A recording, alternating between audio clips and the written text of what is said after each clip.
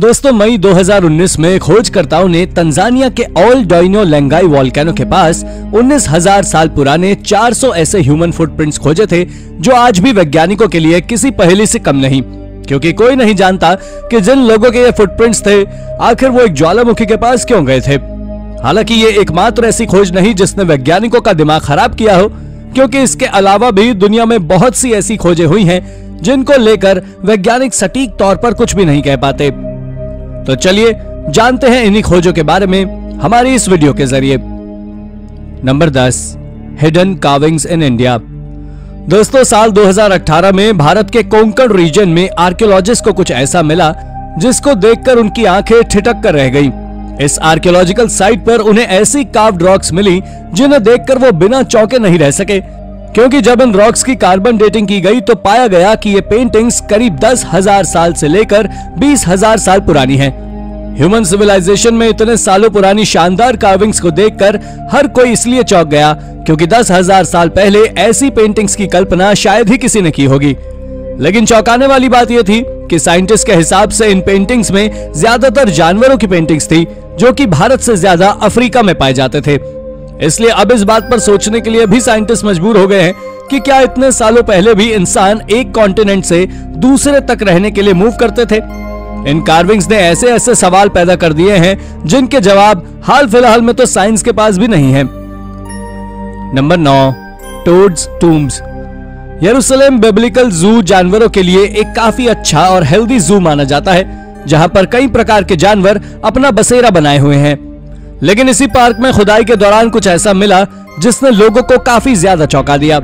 यहाँ पर खुदाई करने वाले लोगों को करीब 4,000 साल पहले के दफनाए गए 9 टोड्स, जो कि मेंढक की एक प्रजाति होती है, उसके रिमेन्स मिले। चौंकाने वाली बात यह थी कि इन 9 के 9 टोड्स के सिर कटे हुए थे। इन टोड्स को माइटल बशेस और पाम बशेस के साथ दफनाया गया था। चौंकाने वाली बात यह थी कि टोड्स और इन बुशेस को कहीं और से लाकर यहाँ दफनाया गया था, जो कि बहुत ही ज्यादा अनयूजुअल था। लेकिन इनको उस तरह क्यों और किस लिए दफनाया गया था, ये तो आज भी हम सभी की जानकारी से दूर है। पर आर्कियोलॉजिस्ट की माने तो किसी इंसान जो कभी यहाँ दफन रहा हो उसके लिए हो सकता है ऑफरिंग के रूप में इन्हें यहाँ पर दफनाया गया हो। नंबर 8, सन ऑल्टर।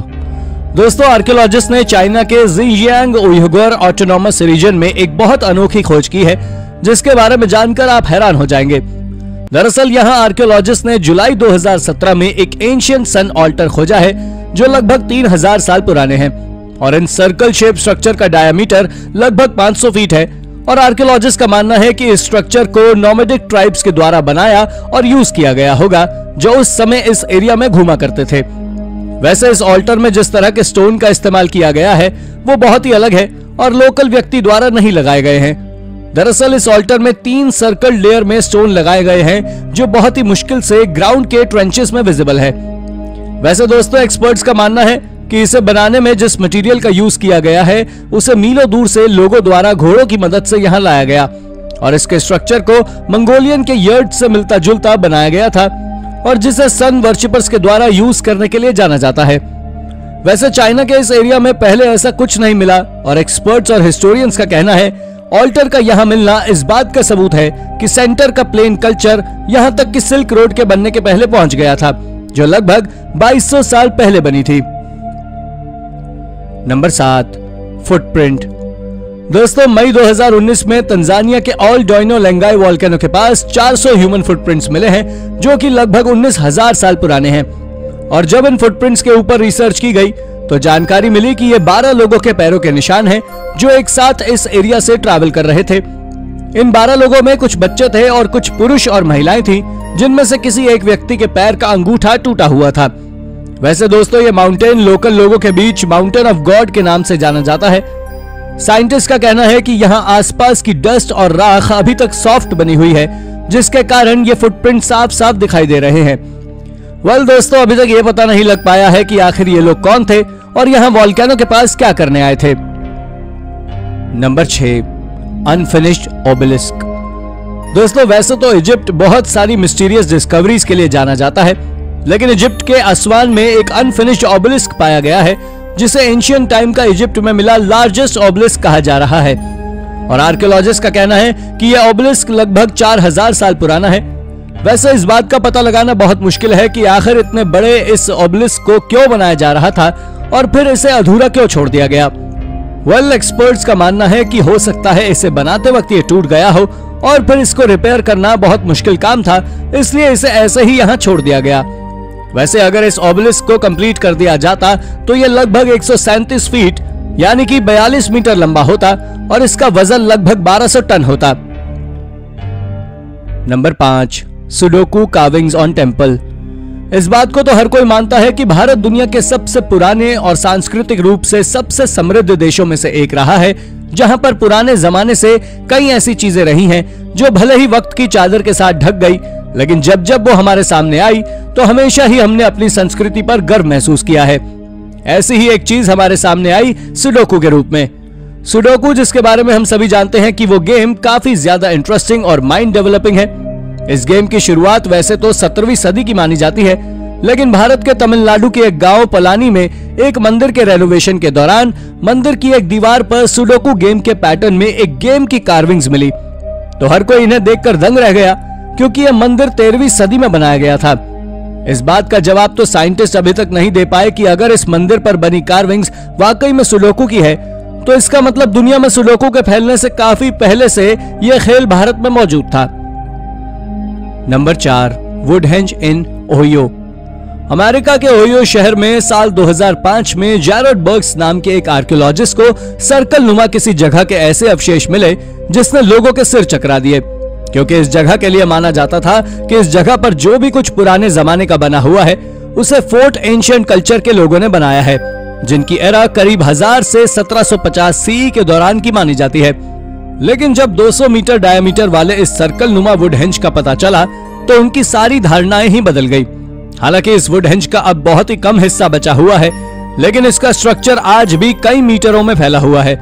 लेकिन यह आकृति आखिर है क्या, ये बताने में आज भी साइंटिस्ट कतराते हैं। लेकिन कुछ आर्कियोलॉजिस्ट की माने तो ये जगह पुराने जमाने की कोई सेरेमोनियल साइट रही होगी, जिसका उपयोग लोग अपने कस्टम्स को पूरा करने के लिए करते होंगे।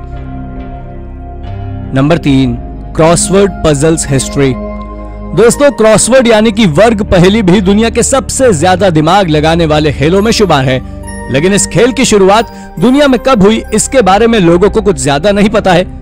पर इस खेल के बारे में लोगों के दिमाग तब चकरा गए जब आर्कियोलॉजिस्ट को इटली के एंशिएंट टाउन समराइना में 2500 साल पुरानी एक बेसिलिका में कुछ ऐसी कार्विंग्स मिली जो इस खेल की तरफ इशारा करती थी। इन कार्विंग्स में ग्रीक लेटर्स को लेफ्ट टू राइट और टॉप टू बॉटम पैटर्न में लिखा गया था। हालांकि ये लेटर्स क्या थे ये तो नहीं पता, क्योंकि इनमें से ज्यादातर लोगों के नाम बस थे। लेकिन एक्सपर्ट्स मानते हैं कि उस जमाने में ऐसी कार्विंग से लोग सीक्रेटली एक दूसरे से कांटेक्ट करते थे।